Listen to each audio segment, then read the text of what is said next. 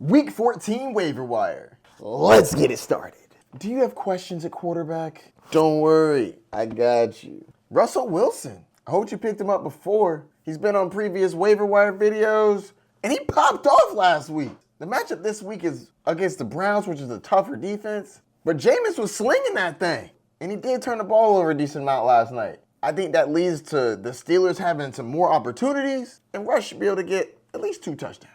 Next up, Caleb Williams had a terrible first half, but a fantastic second half, and he's been top 5 in back-to-back weeks. I do think that drops a bit facing the San Francisco 49ers, but the 49ers are banged up. Caleb Williams should be solid. Next up, Jameis Winston. Terrible matchup against the Pittsburgh Steelers. Awful. But the Broncos matchup was terrible too, and he's the quarterback at number 1, so Jameis has proven that he's going to sling it. It's a gamble, but to win this game, they're probably going to have to throw it a bit. The last one, Will Levis, not going to lie, don't like him as a quarterback, but the matchups are fire. He faces the Jacksonville Jaguars. Not good. They also just lost Trevor Lawrence. And his next few matchups are good too. His playoffs are actually pretty decent. If you're in a pinch, I think you might be able to play him. Are you having a rough time at running back? Don't worry, I got you. The number 1 pickup on the week this week is clearly Isaac Guerendo. I'm not sure if I'm saying that right, but he's a fire pickup. Unfortunately, Christian McCaffrey's down, Jordan Mason down, both on IR. Isaac Guerendo's next man up. For those of you who don't know him, he's a rookie, 4th round pick, and the kid's pretty good. 6 foot, 220, that's what you look for in a running back. Explosive speed, he runs a 4.33, 40-yard dash. To be 220 pounds and run a 4.33 is good. And he's proven he can do it on the football field earlier this year. The kid's got some burst. This could be a potential league winner. I'm talking this is a full fab dump. If you got the priority, drop it. It's not a guarantee that he's going to be a top 10 running back, but he's got top 10, top 5 upside. And who else are they going to use?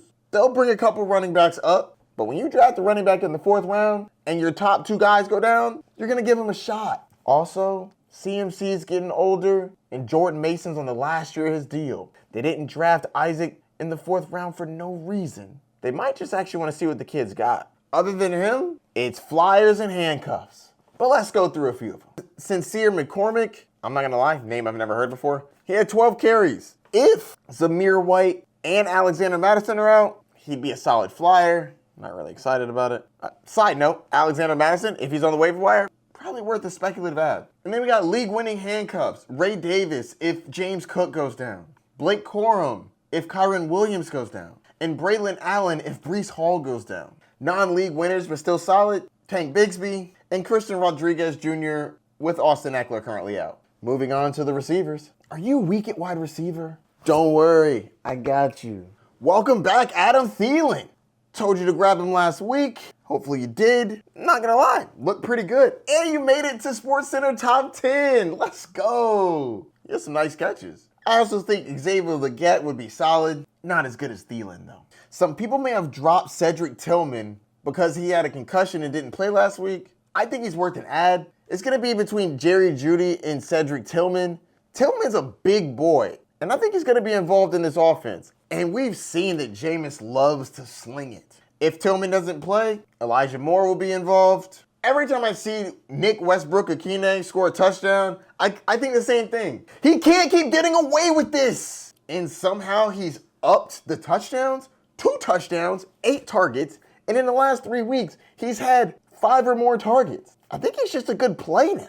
I have no faith, but can't deny the trends. Homie scores touchdowns. One thing I love to look for when I'm looking for wide receivers, targets. Parker Washington had 12 targets. I wish those targets were going to Brian Robinson Jr., but 12 targets is 12 targets. And to be honest with you, Matt Jones might be more comfortable throwing it to Parker Washington because they've both been backups most of the year. Well, backups like to throw to each other. I think he's a nice deep flyer. Speaking of flyers, Marquez Valdez-Scantling, always a solid flyer. I talked about CeeDee Lamb getting banged up in my last episode. Brandon Cooks could be a bit of factor of that, as well as the tight ends. If CD doesn't play, of course. We don't know yet. And check the wire for Keon Coleman. He might have been dropped. Are you having a tough time at tight end? Don't worry, I got you. I'm gonna be honest with you, tight ends this week are pretty mid. Luke Schoonmaker, he's actually gotten a decent amount of targets in the last 3 weeks. I believe it's 10, 4, and 6. That's pretty good for a tight end.